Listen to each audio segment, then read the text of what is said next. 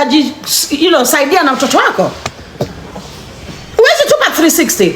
Those are the examples that we do not want for our young daughters. We do not want those. We want our young daughters to think in terms of economic development, academic development. It does not matter whether you use that degree in terms of exchanging your skills for money. Because what these idiots keep talking about, they lack depth. These morons, this group of what you call Madwanzi, they came up with a good name that literally sums them up. They came up with an excellent name that sums them up perfectly. The thing that they do not go deep enough in conversation.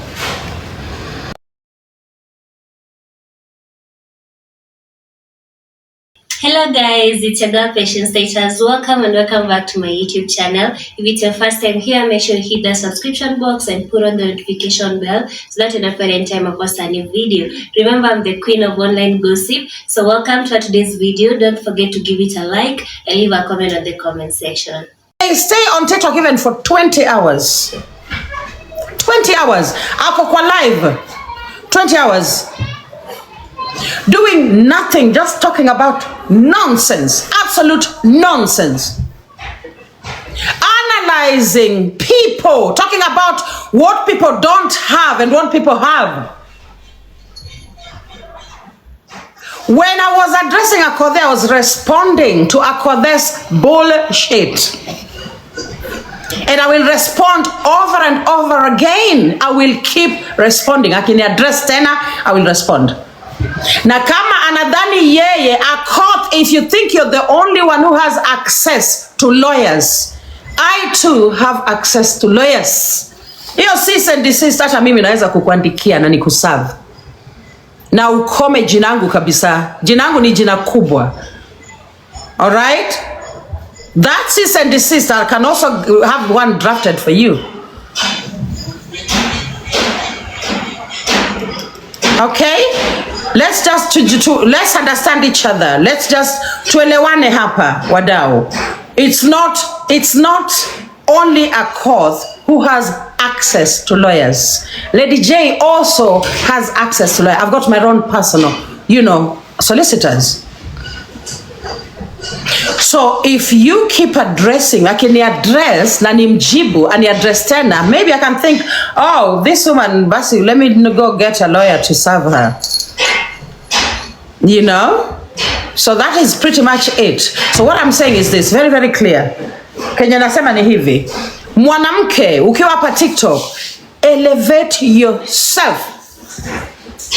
Elevate yourself. What I've realized about TikTok, there are not enough role models on this app. Ya nani? Sarah, unaweza nipatia kitu dakika moja? Bag yangu pale. There are not enough role models for young women on this app. The kind of women you're interacting with on this app, they are stuck on TikTok. Ile bag yangu iko na nini MacBook. Ile iko na laptop ya nini. Sawa. The kind of women you lot are interacting with on this app are women who are sat on a live for up to 20 hours, sometimes 24 hours. They do not sleep. They do not shower. They are stuck there all day talking about stupidity. There are women who are not building anything. A woman over 40, you should always be building something. A woman over 40, you should always be building something. That should be a rule of thumb, that you should always be building something. Ukai chini kwa live ukiwa unaongelelea vitu zenye wanawake wengine wamejenga. Okay? Sasa zile nakanyagana na Akothee kwa sababu she and I tuko around. In fact, ligi yangu ni kama imemshinda kidogo. And if you refute that, get off my live. End up kwengine. Okay? Penye wenzenyu wako. Toka kwa live yangu. Okay? When I'm addressing Akothee on the grounds that she and I are almost the same league. Ni venye tu nimemshinda kidogo. Kieleweke tafadhali. Let's get this clear. You lot are out there talking about. Mulisikianga pesa ikiongea? Na wauliza haraka. Mwishaingia kwa account yangu mnaona niko niko na ngapi? Akothee ameonyesha account yake yako na ngapi? Si tunatumia tu vitu tunaona, si pesa kwa account, si ndio? Aya, so vitu tunaona. Ako na shule moja, mimi niko na shule 6. Kapish? Hebu mnijibu hapo comment section kama ni kapish. Ako na shule moja, mimi niko na shule 6. Ala? That's number 1. That's the number 1 determinant of who is above the other. Amenunua celebrity, mimi celebrity yangu hii ndogo yenye niko nayo kwa TikTok, yenye nimetrend nayo on all TV channels by the way. All TV channels. I have been featured on all TV channels. Kwa hivyo usidhani ya kwamba you're the only one who has had access to TV and radio and blah blah blah. No, sweetie. No. Okay? So, as I was saying, she bought her celebrity status. Akothee literally used to pay people to appear in her videos. Akothee is literally paying people, famous people, ili wakuwe marafiki zake. She bought her celebrity status. She did not work for it. As hapa TikTok tumekanyagana, we had to kanyagana for me to even appear in Tuko. For me to even appear kwa gata press ya Tuko, ilibidi nikanyagane vilivyo. Okay? For me to appear on Nation TV, for me to appear on KTN, Citizen TV and all that, I had to put in the work. I had to be the best TikToker in the entire East Africa. And I had to sustain that for 3 months straight. With viewership of up to 20,000 alive. Wewe unaniongelesha nini hapo umekana kumainanuka? What are you telling me? Wewe mwenye uko hapo unani address. Oh, Akothee Lady J, Akothee Lady J. Wewe ji address mwenyewe na maisha yako duni. You don't belong to this league. Focus na league yako mera. Hala? And Akothee also does not belong to this league. Okay? Akothee had to go looking for, anyway, wacha niache hapo. But all in all, we cannot be here questioning why. Oh, kwa nini Lady J ameaddress? Nilisema, and I'm going to repeat again, and I'm going to make this even tougher. If you are not an owner of a big machine, and I'm not talking about V8. V8, weka V8 kwa accident ya utaona V8 ni gari useless sana. Weka V8 ikutane na metal. Chuma ikutane na chuma ndio utagundua V8 ni takataka, karatasi. Yeah? I'm going to say again, if you are not an owner of a big machine, miguu 6 and above, don't address me on social media, tafadhali. Don't address me on social media. Omera, jiheshimu. Don't address me on social media. Kama wewe sio big machine, relax. Kaa kitako pole pole. Wacha wannabe Beyonce. Wannabe Beyonce. Mwenye anaenda hapo amejivaa kama Beyonce London. Do you guys know what we saw in London in 20? What year was that Akothee was in London? At the O2. Which year was Akothee at the O2 Arena in London? Ilikuwa mwaka gani? 2012 ama 20 what? What we saw with our own eyes, we had never seen again. Huyu mwanamke alienda akakopi nguo ya Beyonce. Asa kona kanini ka stocking nyingine hapo sika nakaje. It was 2012. Thank you Mary. Wacha anze kupanua miguu na hiyo stocking. Beyonce wannabe. Maybe wezi ni address na it goes scot free. You cannot. If you address me, I will address you back. Harder. Kama inakuuma, kama minions zako wanateseka, pole kwao. Na sauti ya chofri.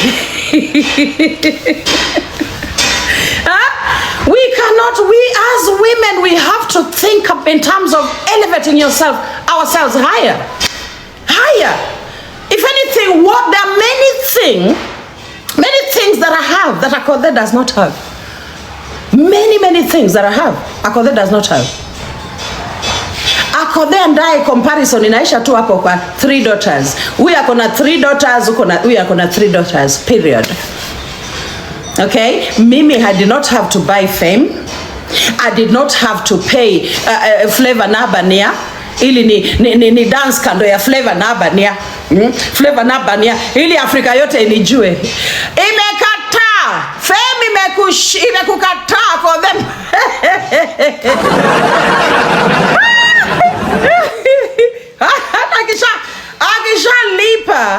Akishalipa Flavor milioni sijui ngapi ili Flavor ashake hapo kando yake. She's still Akothee. Bado ako hapa anavutana na sisi, anatupa cease and desist. See your pathetic life. Alafu kaolewa na Mpakistani.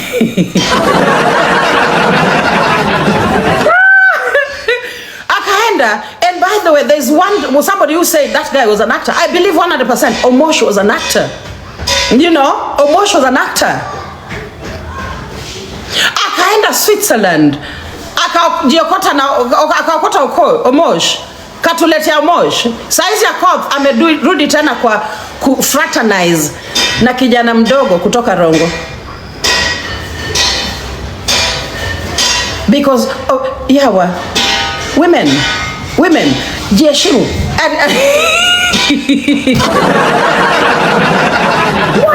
What is it? Omosh Mpakistani?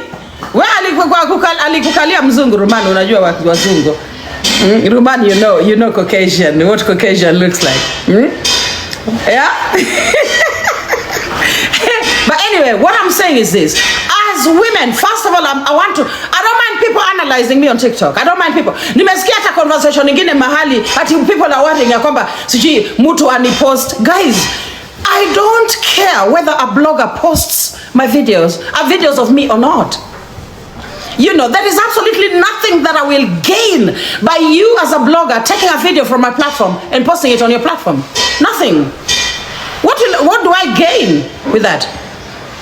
You know, because if it is, umaarufu. Nilishajulikana kitambo. Mimi Nyakondi alin make famous kitambo sana. Tulikuwa tunakanyaganya 2023. And those days, we dominated the blogs. Sweetie. We dominated. We were literally, you could not resist blogging me. Upende, usipende, lazima ungeniposti. Sasa, saizi wamefika TikTok, wanajaribu kufika big league. Ati they are saying, SG nini. My dear, my darling, been there, done that. Okay? Been there, done that, got the t-shirt. In 2023, I was trending daily in 2023 on this app.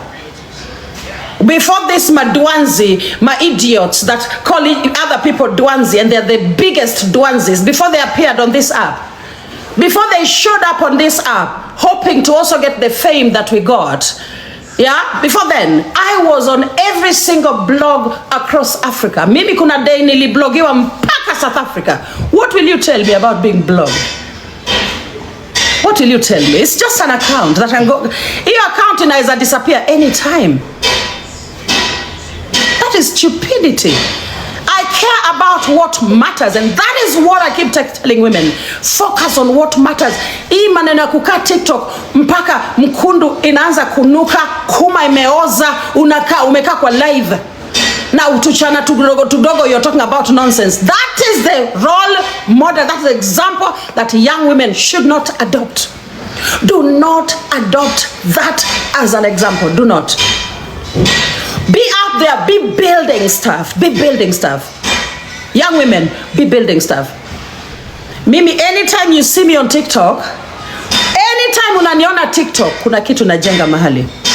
Be building stuff. How are you going to compete with your peers if you're not building stuff? Especially if you're a woman above 40. A woman above 40 should not be having a mabati structure as their residence. A woman above 40 should not be going out there still stealing mabati from small hardwares and bankrupting hardwares. A woman above 40 should be organized. You should think in terms of how you're going to elevate yourself economically. You cannot come on TikTok, you're sat there with little children talking about rubbish, discussing Lady J, who is very, very wealthy in comparison to you. You're one homeless person in a Western country, right? Uliokolewa na mtu alikolea akakupatia mahali umeishi na huyo mtoto wako, and then you cannot even show. It's a place that you live in. You cannot even show people. Uwezi hata kuja live kama mimi Lady J hivi uonyeshe kila mahali, every corner of your residence. You cannot show. Uwezi tupa 360. Uwezi. You can't. Because ni kakorido kengine kadogo ndio umepata ukaji saidia na mtoto wako. Uwezi tupa 360. Those are the examples that we do not want for our young daughters. We do not want those. We want our young daughters to think in terms of economic development, academic development. It does not matter whether you use that degree in terms of exchanging your skills for money. Because what these idiots keep talking about, they lack depth. These morons, this group of what you call Madwanzi, they came up with a good name that literally sums them up. They came up with an excellent name that sums them up perfectly. The thing that they do not go deep enough in conversation. They only tackle the basics. They cannot go deep and ask deeper questions about why is this happening like this? Oh my God, this has happened. Why did it do that? They lack depth. They lack, oh my God. Hawana hata makili. Wako hapo wanashangaa, oh my God. Oh, and then of course there's somebody who follows every live that I open. She is one of my disciples. And now she's sat with the biggest Dwanzi in the world. The biggest Delulu in the world. Amekaa hapo. Huyo Delulu anadhani yeye ni disciple yake. Kumbe she follows every single thing that I say. She follows me everywhere. Nimemsikiza akini discuss. She knows every detail of everything that I say on TikTok. Everything. That is my disciple. Mrs. Dwanzi, the biggest Dwanzi of all Dwanzis. Huyo mwenye umeweka hapo mwenye na kuongelesha like a peer. That is the disciple of Lady Jacqueline. But you cannot see beyond you. You cannot actually see that. You're so dumb. You're so stupid. You cannot actually see that. You can't. And I'm not gonna open your eyes to some of these things. I'm gonna shut up. Because naona hapa mbele kitaumana hapa mbele, and I'm waiting for it. All right? So women, young women, we want to start talking in terms of ownership of property. Ownership of property. If we are not talking about the vehicles that we have bought, the houses that we have bought, the land, the investments that we are making, the academic advancements that we are making. If you're not talking about that, don't talk at all on TikTok. Nyamaza, kuja tukanyage watu hapa for coins. Sawa? Kama uwezi ongelelea maneno zenye zanaleta unini benefit to other people, kuja tukanyage watu TikTok. Okay? We must think in terms of how we can improve our tomorrow. And that is why I decided this morning that I'm responding to Akothee. Akothee alini address. I only responded. Makosa yangu iko wapi? You cannot be a braggart and at the same time you have a story like Akothee. Akothee does not have the right to brag. She does not. She is a charity case. Ni mtu mwenye Mungu tu ndiye amemuonekania. Alright? Akuja hapa na brag. Azu, umetoka wapi unaenda wapi wewe mwanamke? Hala?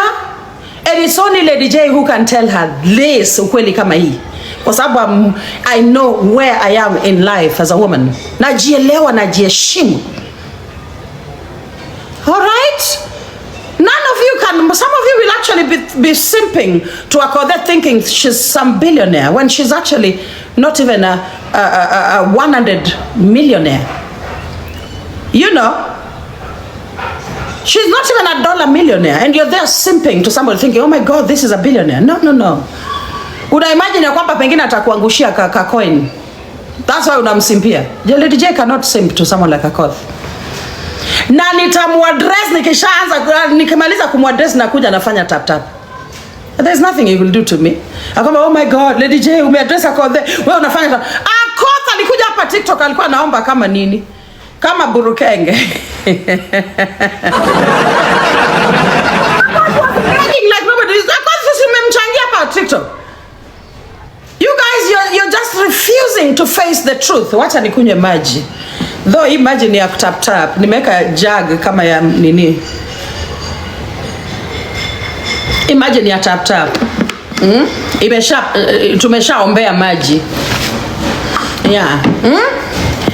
Akothee alikuja hapa TikTok tulimchangia.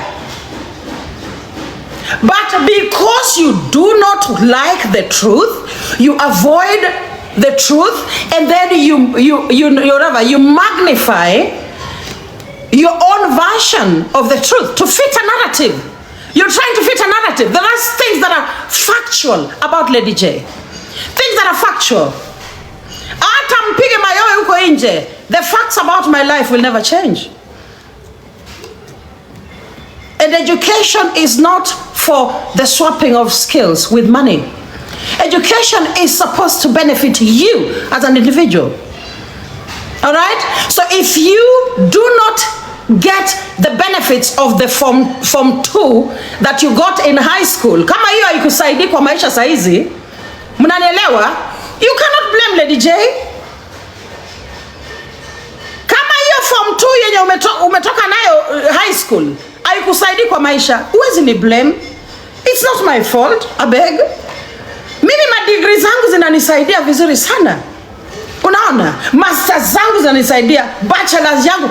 Bachelor yangu in fact nataka kuanza kufanya nayo painting. Let me see if I have my bachelor's somewhere. Acha nitafute kama bado iko. My bachelor's degree, I want to start now using it to paint beautiful pictures. If your degree is not helping you, don't blame it on Lady J. Okay? If you're in fact not degree, oh my God. Not degree. Sorry, I went too far. If your little high school qualification is not helping you, yeah, the qualification that does not exist, kama ikusaidi, you cannot blame me. This is my bachelor's degree. Hii ndio degree yangu. Unaona degree? Mnaona degree vile ni safi? Hiyo ndio degree yangu ya kwanza. Mnaona? Safi. Clean, beautiful degree. Bachelor's of Arts with honors.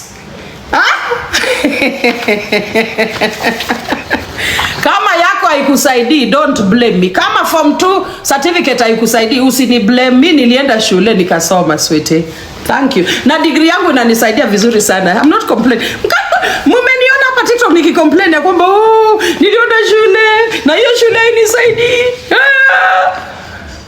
Mimi, my education is what has made me the woman that I am today, and it is an exquisite British education. An exquisite, tongue twister.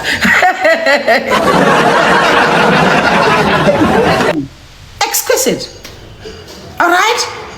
I got my degree in the United Kingdom. Wewe ile form 2 yako. Ile form 2 yako inakusaidia na nini?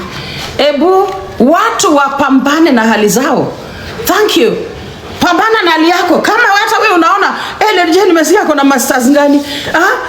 Kuna masters gani? Master of Arts. Master of Arts. Master of Arts.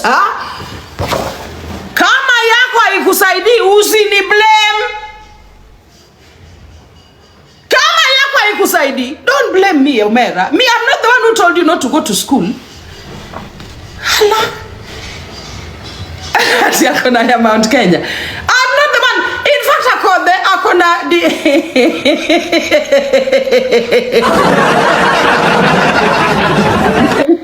sisi tukana masils za United Kingdom.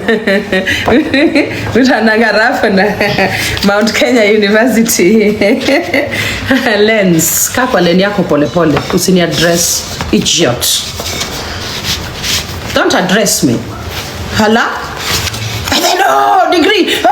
My degree is the reason I am where I am at the moment. My degrees. I don't have one degree. My degrees are the reason I am where I am today. Your degree is supposed to change the way you think. And the idea of swapping your skills for coins. That idea, you guys are so basic. You don't analyze them at all. You lack the politics behind work. Amuna. Your politics around work, amuna.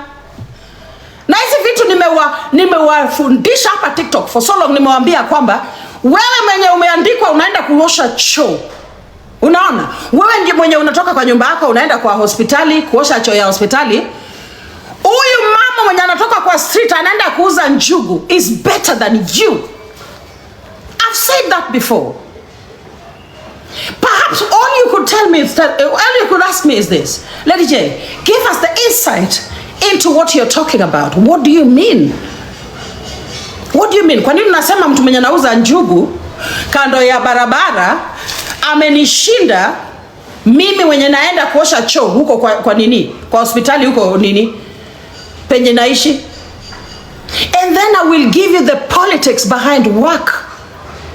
And why women need to build industry. And that's something I've spoken about. Over 5 years, I've been speaking about the same thing.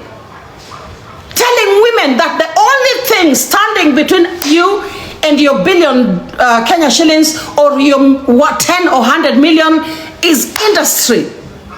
That is the only thing, means of production. And that is a consequence of patriarchy and white supremacist capitalism. Those are the things that are stopping women from developing industry.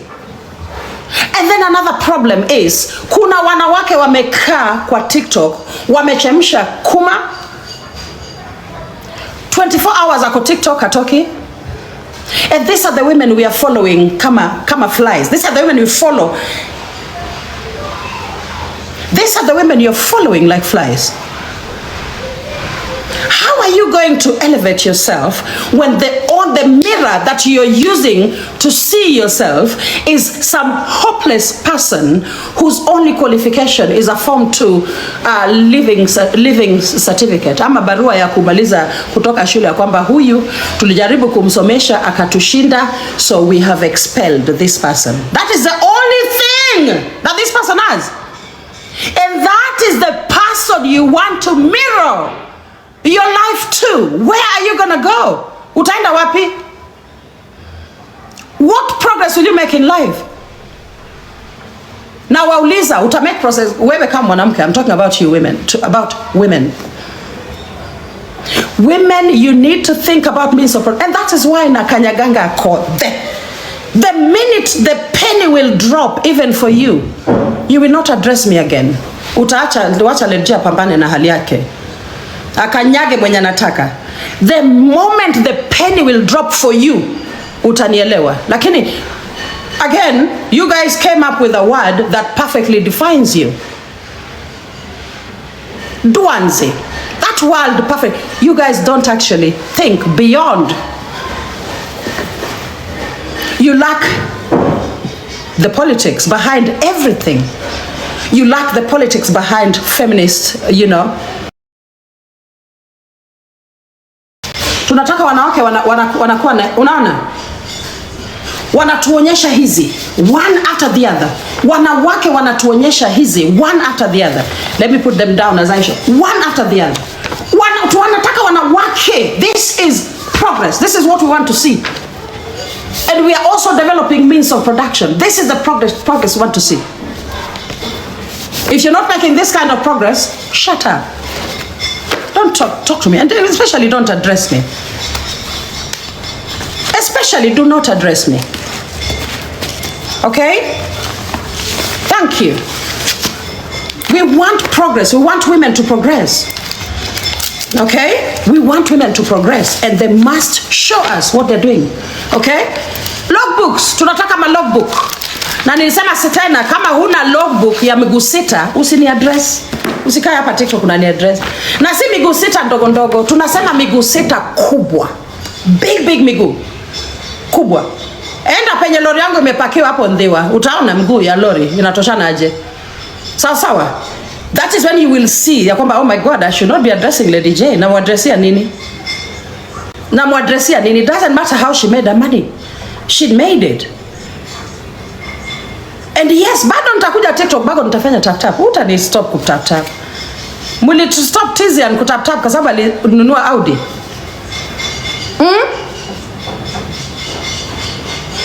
Muli stop kutap when he bought an Audi. Nimesikia mjinga mwingine.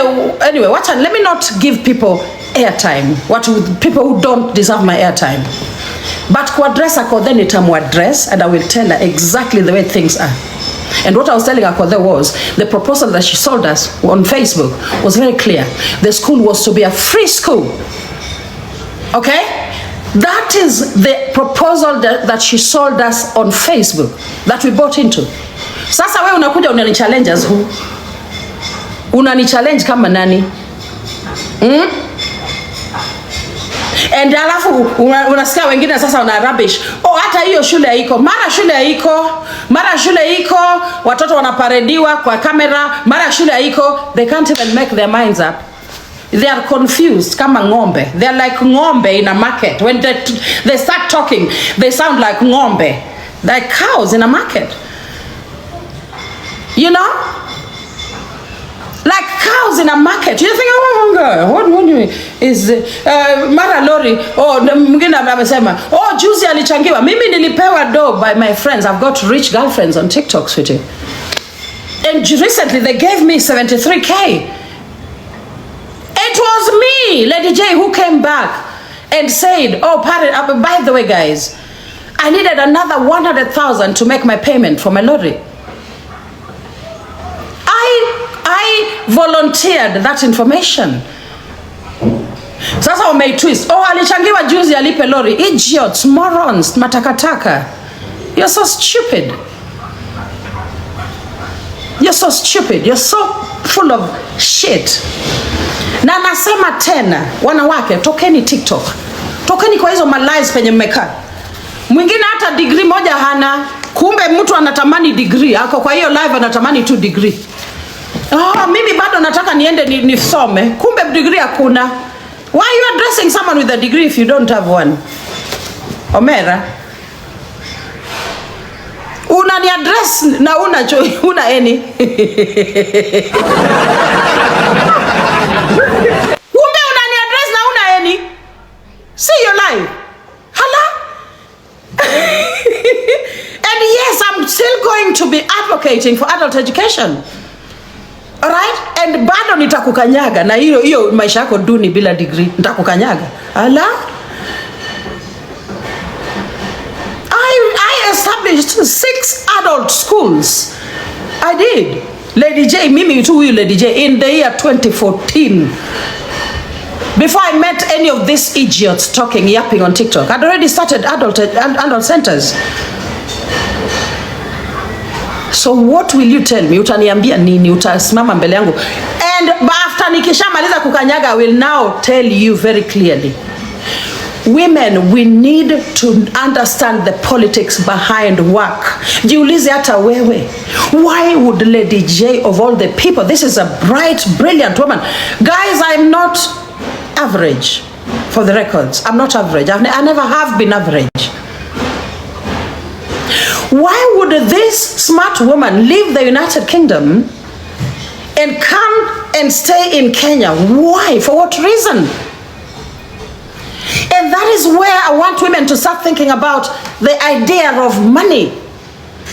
and what it means to actually create wealth. Most women don't understand. Wengine wanadhani you create wealth by going to work, unaosha choo, unarudi kwa nyumba, unakaa unakuna hiyo nini putwasi yako, unarudi kazi, unaosha choo, unarudi kwa nyumba, unakuna putwasi, mwisho wa mwezi ikifika unalipa hiyo rent ya nini motel penye umeishi na mtoto wako. Some people actually think that is what work means. Now I'm going to tell you now what the truth is. You are not going anywhere with that pattern. If you've established that as your daily pattern, you're going nowhere. And that is why you're frustrated. That is why you're going to be bleeding on people who never hurt you on TikTok, on social media. Because you're going absolutely nowhere. Absolutely nowhere. And you would not know that because you've never been in any social studies, degree classes. You've never been. You've actually not analyzed work properly. You don't understand what work is. Uelewi what work is. Unadhani work is exchanging your skills for money. That is not work, sweetie. That is not work.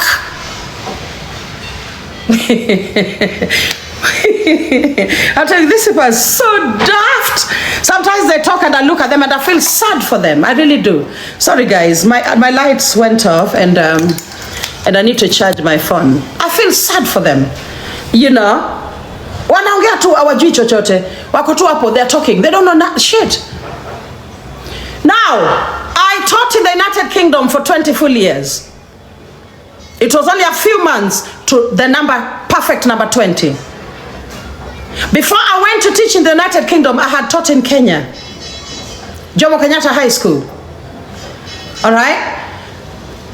Then I moved to the United Kingdom. I was 26 years old. I arrived in the UK, and then within about 2 months or so, I'm in the classroom teaching. Do you guys get that? Okay? So I understand work more than any hippopotamus that was conning people in order to feed their gluttony. Kieleweke tafadhali. I need you guys to understand. I understand the West more than any baby hippo. Any baby hippo dragging a pile of flesh around, a pile of skin around. I want you guys to understand that. So ukini address usisahau ya kwamba this woman here that I'm addressing arrived the United Kingdom before I even knew where the United Kingdom was on the map. And she did not go there as a student or as a refugee. She went there as a qualified secondary school teacher. I got a first class.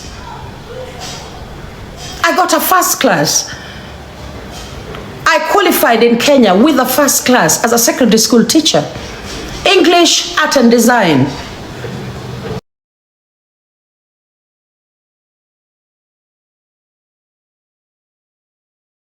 Imagine mmekaa kwa platform moja mnajikuna kuna makuma.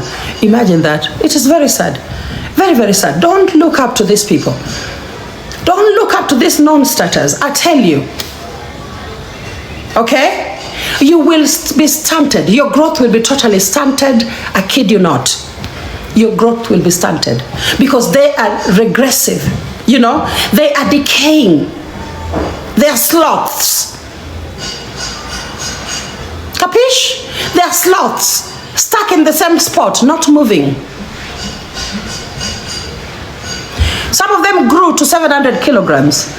And you're there, you've not actually sat down and asked yourself, what would a person do to grow a body to 700 kilograms? It does not matter the body they have today.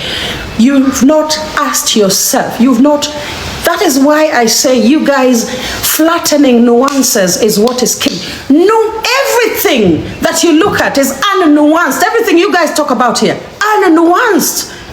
We want nuances. We want to ask why, the whats and the whys.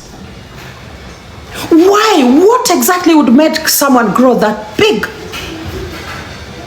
If they are not decaying people, they don't come from a pool of people who do not progress at all.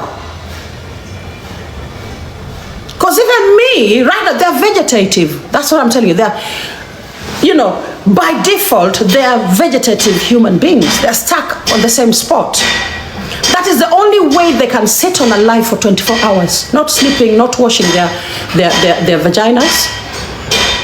Okay? Not even smelling their mkundus to see whether it stinks or not. Not getting in the shower. Ukipata watu utapata hata 2 days hawaogi. Wamekaa kwa kiti. 2 days hawaogi.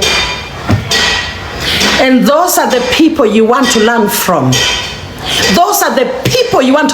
Mimi Lady Jane niko kwa street. Even now I am here talking to you. There's somebody building something behind my house right now in my property. Unaona? Right now I'm talking to you. There are teachers preparing their lessons for tomorrow. They are going to my schools that I built with my own sweat and the support of friends. You understand? They are preparing their lessons now. They're doing lesson planning in their houses right now. Do you understand that? Do you understand the difference? Do not associate with sloths, decaying human beings. People who lack imagination, they cannot think beyond the basics that they learned from secondary school. Go deeper in the way that you organize your life. Surround yourself with people who will push you to be better than you are. Okay? So again, a means of production. I'm going to go back to the idea of means of production. Women do need a means of production. That is the only thing that's going to change the history of womanhood. That will totally change the trajectory of women. All right? Globally, or just in Africa, or just in Kenya. As a woman, you need to start thinking about your means of production. How are you going to develop your means of production? That's the one thing that men have kept away from women. Industry, men have kept it away from women. Hakuna hautapata mumama mwenye akona ka factory yengine kadogo huko Kindu Bay ana produce mikeka, anatuma huko UK zinauzwa Primark. You don't find that. Because women are surrounding themselves with sloths. Sloths that lack imagination. You understand? Hautapata, mimi saizi I'm here thinking about a big machine worth about 3 million. Unaelewa? I'm thinking about this machine and I'm thinking, oh my God, if I get this machine, I'll literally be counting down years.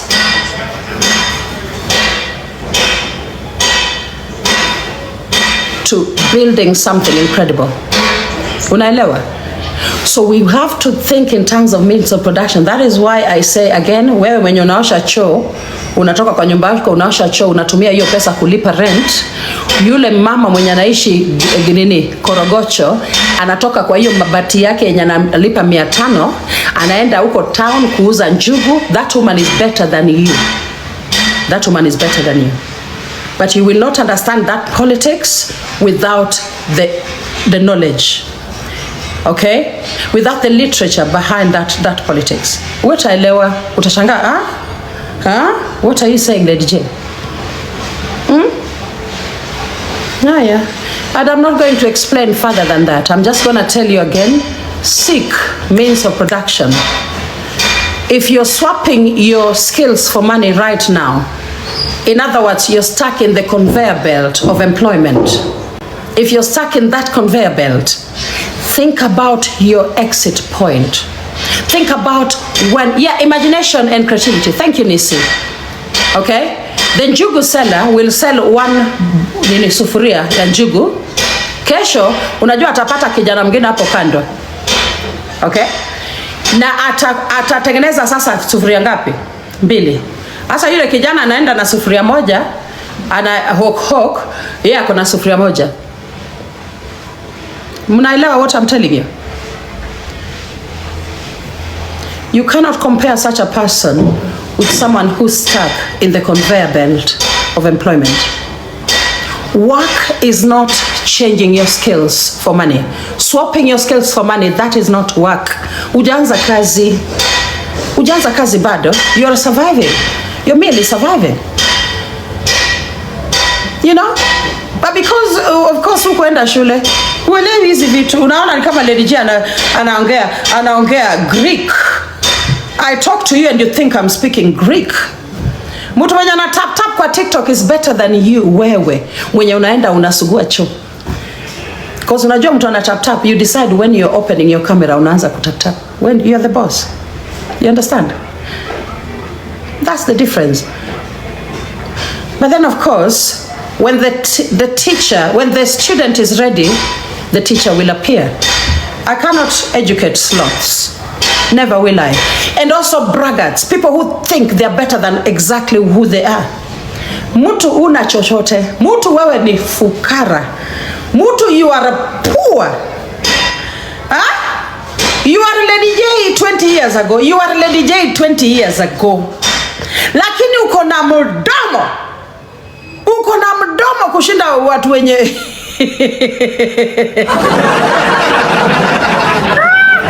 Yes, let me call it like TikTokers call it pauper.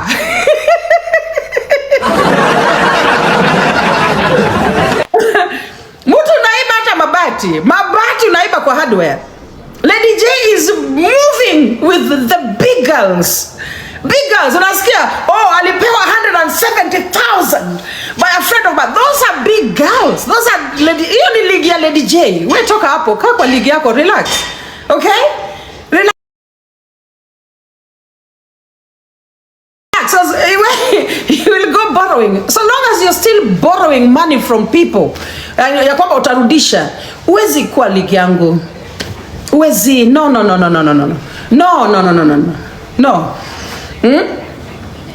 Enda ulize watu pale nje, Lady J wanga anakopesha.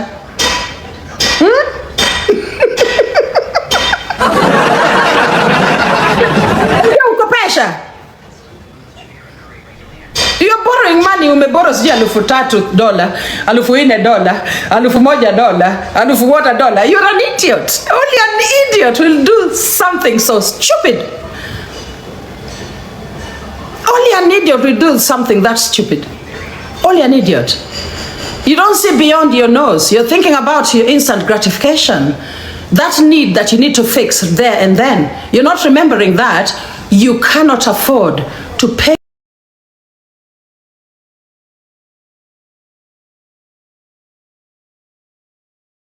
better than mtu mwenye anatoka hapa anaenda Uarabuni kufanya kazi.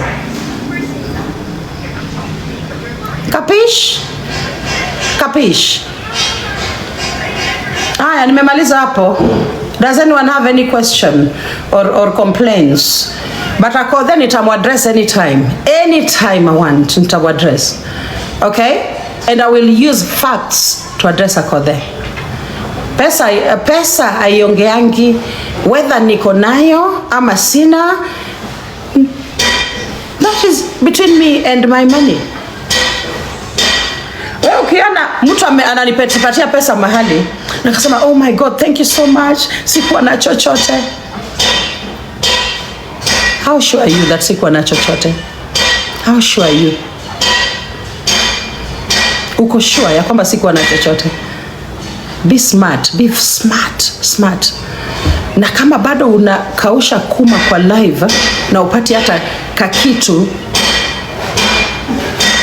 umekaa morning mpaka usiku na unatoka na 200 coins, stop it. Stop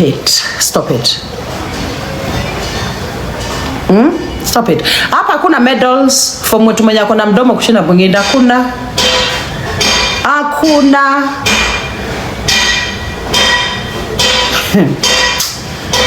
I'm telling you, TikTok hakuna. Ati wewe unapewa medal kwa sababu uko na mdomo kushinda huyu. Hakuna. Nobody will actually recognize you. Nobody. Wewe ndio lazima utumie hii. Uone how can I use this mouth to benefit my pocket. Unaona? And the point of contact for you, Paulina Pau. Point of, I love the wall art. Thank you so much. It's from the amazing Prof wa TikTok, Prof wetu, read with me. Yeye ndiye alinitumia juzi. I'm so grateful. Okay? Paulina Pau, a very good lesson to learn. Enda ukae kwa live ya Paulina Pau. Don't do anything, just sit there and watch her. Just watch how things work. Mary Musyoka, enda ukae kwa live ya Mary Musyoka. Do nothing, just watch. Okay? Nimemaliza hapo. Nimemaliza. Those are literally two ends of the coin. All right? One is selling products. One is selling ideas and opinions. Because the thing that Pau does on a platform is actually give her own opinion on issues. Okay? So opinion yake, whether inakukwaza or not, bado inaleta mula. Opinion bado inamletea mula. Inamletea nyama kuota. Thank you very much. Thank you Nakunguita. Alright, so mimi nimemaliza guys, nimemaliza. Nasema tena, Akothee atani address siku ile atanionyesha mguu yake 6. Mguu 6. Okay? Hapo ndiye atani address. Siku ile atanionyesha miguu 6.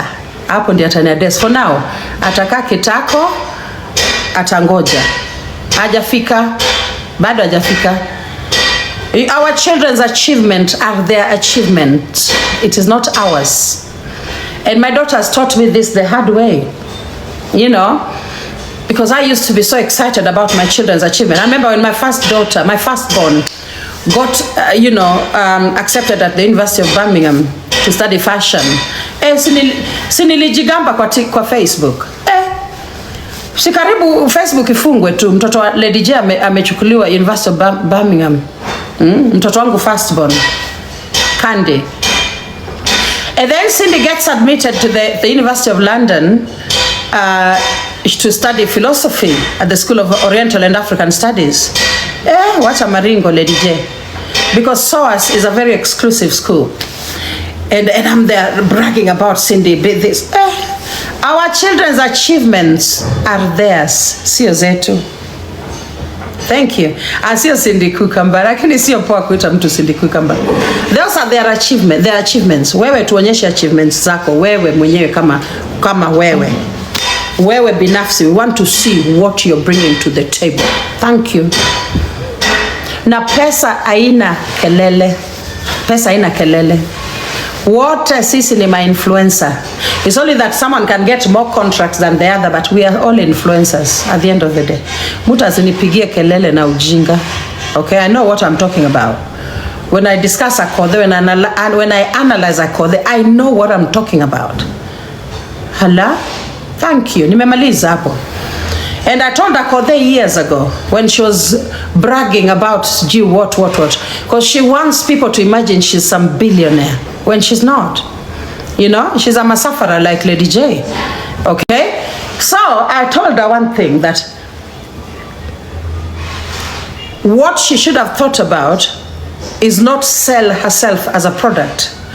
Because there's only an amount of work one person can do. Unaona? She should have thought about a means of production. She should have established some industry in Rongo. Saizi angekuwa anauza hata kitu ya 10 bob. Lakini anauza 1 billion of those things za 10 bob. Then angekuwa billionaire. Lakini for now, atanusia hiyo ubilionea kwa view sasa. Si amesema she's Akothee the brand. The brand. Hiyo billion atanusia kwa view sasa. Mtu mwenye anauza kiberiti, anatengeneza kiberiti, atakuwa na pesa mingi kushinda Akothee the brand. Because kiberiti moja utaitengeneza uiuze 3 bob. Sisi kule kwa duka tutaiuza 5 bob. Si ndio? Wewe umeitengeneza umeuza 3 bob. Lakini umezitengeneza viberiti ngapi? Milioni ngapi? Tumieni akili, wacheni ujinga na upuzi.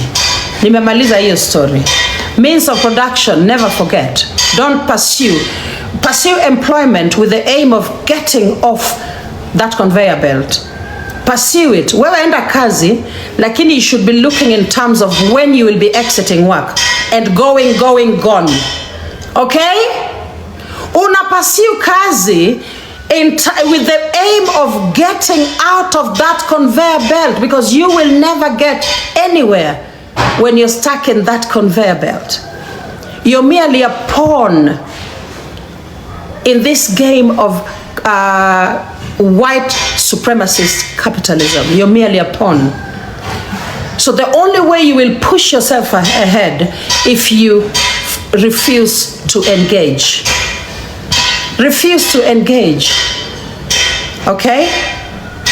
There are only a few people who benefit from you getting out of your house and going to work. And they are not black and brown women. They are not the ones benefiting. The person benefiting is not black, and it is not female. Sawa? Get that clear. There is a lot of politics that I cannot share here, because I know that TikTok thrives on intellectualism or pseudo-intellectualism. That is what TikTok thrives on. TikTok thrives on Form 2 dropouts talking like they have PhDs in philosophy and psychology. That is what TikTok thrives on. Pseudo-intellectualism. Baloney. So anything that is deep and useful, I will break it down and only give a little bit, not a lot. Because haitasaidia mtu. Okay? So again, you're currently in the conveyor belt. I want you to think in terms of your exit point on that conveyor belt. Your exit point. Okay? Exit point. So it can be real estate. Inaweza kuwa factory. Inaweza kuwa producing soap. Inaweza kuwa producing whatever. But you have to be thinking in terms of exit. Or inaweza hata kuwa kutengeneza hospitali, running a hospital. Or a clinic. You know. Or an old people's home. Or whatever, you know. So the reason we are stuck as women is because not enough of us are thinking in terms of that. Guys, nimemaliza. Ebu mkwende sasa, nataka kufanya tap tap. Mwende. Ebu endeni. I'm done. I'm done. Farming, very, very good. And by the way, I've said this before, and this is quite important. And the reason why I bought so much land, I know that someone is really upset. Yeah, there's somebody on this platform that is so upset. You know, that I thought so much ahead. You know. Oh, thank you so much, Idingori. Thank you, Idi. Thank you. There's someone who is so upset that I thought ahead. Kitambo sana. But I want you to go beyond that upset yenye yako nayo. And I want you to think in terms of how you can actually acquire land. Hiyo nitakuwa too blatant. Oh, thank you, Dingori. Thank you, Idi. Thank you so much. Hiyo nitawaambia tu straight up. Lazima tufikirie how tutakuwa na kashamba, because Africa is the future. Africa is the future. Guys, Africa is the future. Africa is the future, guys. The West is dead. Africa is the future. Thank you. Nimesema mara mingi, don't forget. Africa is the future. Thank you.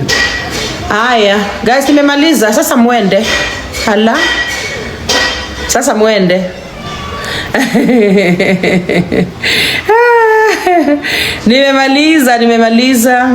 Nimemaliza guys. Aya. Thank you, Dingori. Thank you so much, Idi. Thank you. Be blessed, sana. Guys, I want to I want to give some updates about our school. You know, there is a way in which I got some support. First of all, I want to tell you guys that I am the key fundraiser for Dramaa Community Schools. So I will always, Saka, thank you so much. I will always raise money for the schools. Always.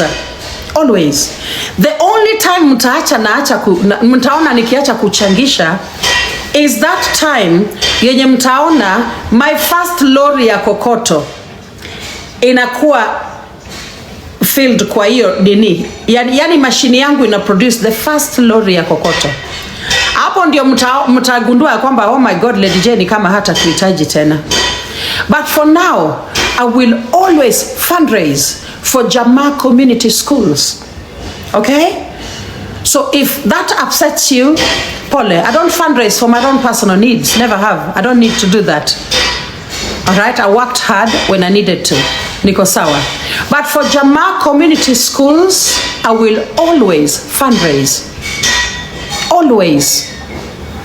Whether it is me coming on TikTok and asking for support, or me going live with kids on camera, our children, I will always fundraise. I'm the key fundraiser for our schools. Okay? So I want to give you guys some update. Some amazing people last week really supported us. We got support from, I don't know whether to mention their names, ama watatroliwa. They will be targeted. Let me leave it. Let me leave their names out. However, we got support and we bought big pots. Yeah, masufuria kubwa za kupikia watoto, tulinunua 3 very nice pots. Okay, we got help from TikTokers and we bought matangi za kuosha mikono huko shule. We also collected our tables that we were zenye MC Chris alitusaidia kununua. Zile meza zetu 26, we collected them from the supermarket. We ordered green ones, so we've been waiting for them to come. They finally came. We collected them from the supermarket. We also got support in buying fabric, uniform, all 3 rolls of fabric. Tulipata support hapa kwa TikTok. And then finally tukapata support ya transportation ya hizi vitu kuenda Ndhiwa. 3 people actually helped us in terms of, no, 2 people. Is it 2 or 3? Yeah, 3 people helped us get money enough for transportation. 2 of them was actually Raundi Mwenda and also Emi America. Those are the 2 people who gave us support so that we could actually afford the pickup that carried all these things and took them to the school. Now, pictures. What a picture itembe. I'm just giving you guys update wadau. This is the home of Dramaa community schools. So lazima nipeane hizi ma update. Okay? Okay, so give me 1 minute guys. And this is the time that you can actually go kama ulikujia hiyo chai ama my response nimemaliza. Okay? But you can also stay, my loves. No worries. Okay, so the tables arrived at school very well, as you guys can see. Zilifika shule and the teachers were assembling them in the office. They are really beautiful tables.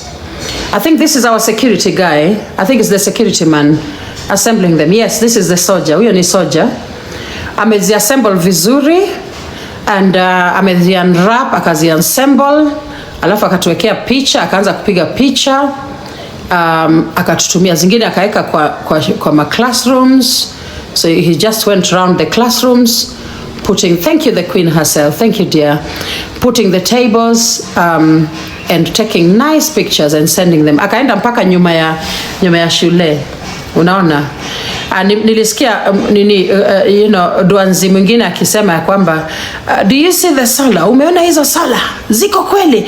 Yani I don't even know what is wrong with people. Guy. Yani watu wanatamaningi watu wa fall hivyo. Mimi Lady J, mimi Aria Kamati and okay. I'm too smart to fall down. Mimi I can never fall down. Mimi ukiwa unaningoja ati nianguke, siji lori yangu ivutwe, utangoja mpaka uzeke. I'm too smart for that shit. Lori yangu ilivutwa once and ilivutwa kwa sababu I had just bought the lorry. I didn't know it had a loan. It had a whatever, an arrears. Yeah. So this was before the meza and the pans left Kisumu. This is before, hapa zilikuwa hapa kwa nyumba yangu Kisumu. Hapa zilikuwa hapa kwa nyumba yangu Kisumu. Now this is them, oh, sorry guys, someone was calling me. Now this is them in Kisumu. So in Ndhiwa, this is them in Ndhiwa. So all these amazing things we are so grateful to all those people who helped us acquire them. In fact, this was a pickup yenye ilizitepeleka, ilitubebea vizuri ikazipeleka mpaka shule, and I think this is them zikiwa zinaenda shule. Yeah, so we did so well, so nashukuru sana guys. Aya, sasa hizo ndio zile matangi za kunawa mkono. Okay, so we had to buy this because we had a health officer visit our school. I think it was the week before last, and he recommended that we buy hizi tangi zenye ziko na soap dish, ili watoto wakitoka nje, they come, they wash their hands, and then they get into the classrooms. So that is pretty much what we did. So I'm so grateful. We got money all the way from America. We got 26,000 Kenya shillings for fabric, yeah, watoto for uniform, and very soon I'll go back to distributing uniform to the children. There are only about maybe less than 10 kids in there without uniform. All our kids right now are geared well. We have enough uniform for PE and also enough uniform for classrooms, you know. We've got PE kit for all our kids, and also, you know, this was the kids when they went to a tournament.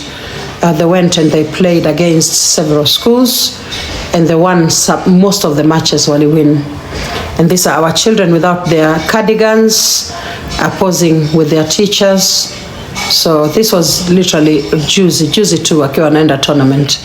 So all in all, we are happy, we are grateful, and we thank you all, those who have supported us. I'm saying again, I am the key fundraiser. I'm not only the founder and the director, I'm also the fundraiser for the community schools. Now, the philosophy behind our schools is very clear, and that is why I keep challenging people who come here, tell us one thing and do the other. Philosophy is very simple. Education for all. And thank you so much, Nyambura. I'm going to challenge more people to think about education, because in as much as I'm there, the wig looks bigger than your head. Yes, it is bigger than my head, sweetie. Camel. Thank you so much, Rosie. Thank you. Now, I am going to say this. In as much as I'm here, Nana Kanyagana, where necessary, I am also a champion for access to education for all. Everybody should have access to education. Everybody. And there's no two ways to it. Everybody should have access to education. Now, the reason some children do not go to school is because they do not have 200 shillings to enroll in school. 200 bob. Many children are at home because of one at Sombili. Many kids. And that is why when I say Akothee needed to stick to the plan was that she was going to provide free education, 100%. That was the plan. Na venye tulikuwa tunamchangia Facebook, that was the plan. That is what she told us. So unless you have a background of what I'm talking about, you cannot come and challenge me about it. I know what I'm talking about. And I will beg and borrow. I will beg and borrow. I'm not quite big on borrowing anyway. I'm not big on borrowing. Wanga sikopeshi pesa. It's very rare.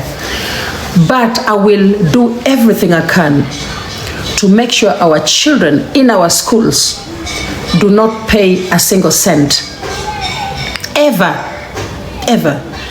Now, saizi, I know that we are kind of still looking like hatuna do.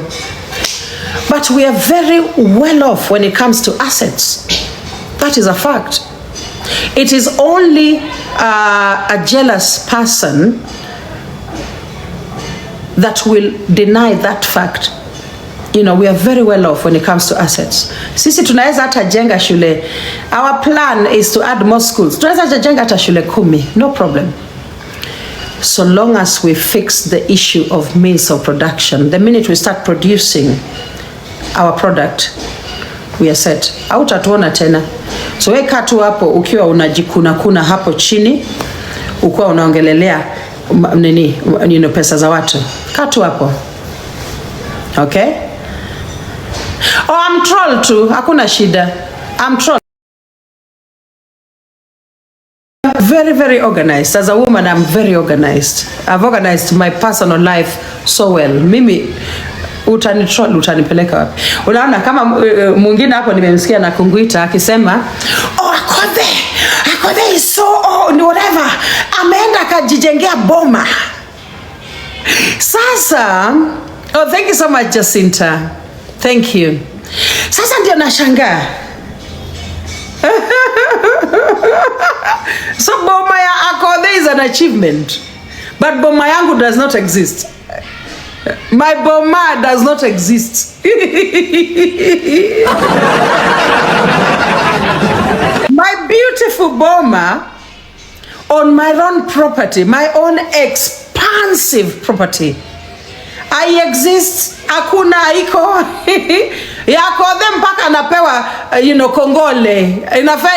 Inaitwa aje kongole. Anaambiwa go girl, go girl. Mwanamke ameenda kajenga boma. Go girl. Idiots out here. There are so many. You look at them and think, "Oh my God, you're actually an idiot. You lack impartiality." Okay? You lack impartiality, you lack objectivity, you lack all those. Guys, nimemaliza. Nataka kutafuta choo free. Guys, nikirudi live, mimi naenda tap. And I'm coming back live soon. Naenda kutafuta choo free sahi. Choo free ndio wanga tuna vibe naye vizuri. Yeah?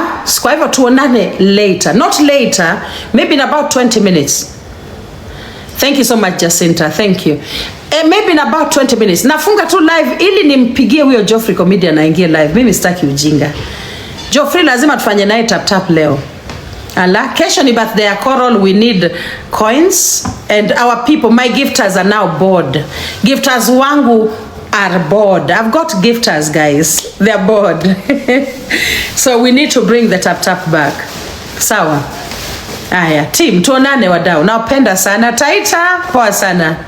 Nawapenda sana guys. I'll be back in about 20 minutes. Nakunguita, thank you so much. God bless. Guys, thank you so much. All of you, Rosoginga, kila mtu Mungu awa bless. And I will keep pushing you.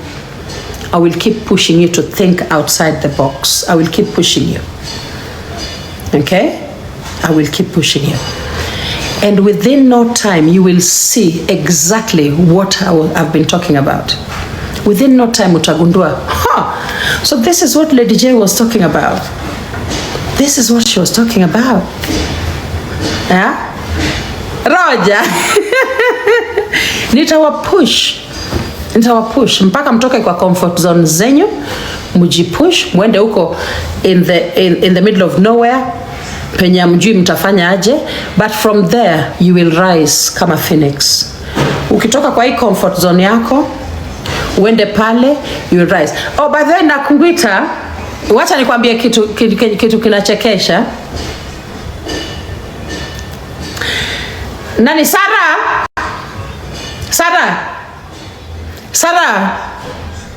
Oh, Sara alitoka. Wacha nikwambie kitu. Nakunguita, are you there? I want to tell you something funny before I end the live. Are you there? I've got something to tell you. You will laugh. Ametoka. Ameenda kimbi. Aya, nitamwambia kesho. Nitamwambia nikirudi live baadaye. Guys, oh, you're there. Thank you so much. Ali Debs, thank you darling. Thank you so much. Okay, so Kenya nasema ni hivi. Apparently, yani Coral kwenda Makini School, quote and quote, iliongelelewa leo in terms of quote and quote. Yani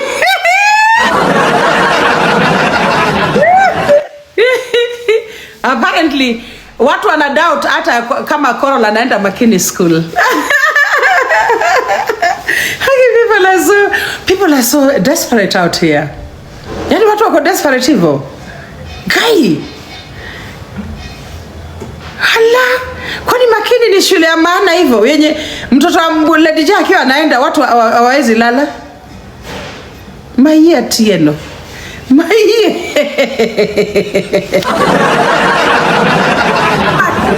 What? Makini. Apparently Coral ako, Makini ko Kisumu. Very, very nice. Apparently Coral anaishi Ndhiwa. Nimetoa Coral UK, nimempeleka Ndhiwa. Hakuna hii. Akili hakuna. Read with me, Prof. Welcome. Fiona, watu wanajaribu kufix my stories za Azingi. Wanajaribu sana. Thank you so much, Prof. Wanajaribu sana kufix. Wanataka hii narrative ndio ingie. Hii ya kwamba ametoa mtoto mwenye ni mgonjwa, ametoa first world country. Amepeleka third world country.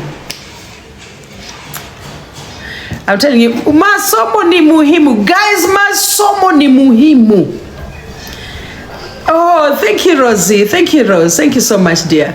Masomo ni muhimu. Some of the things, the arguments zenye unasikia hapa, I swear women who have gone to school well would never argue like that. They would never argue like that. They would never. Because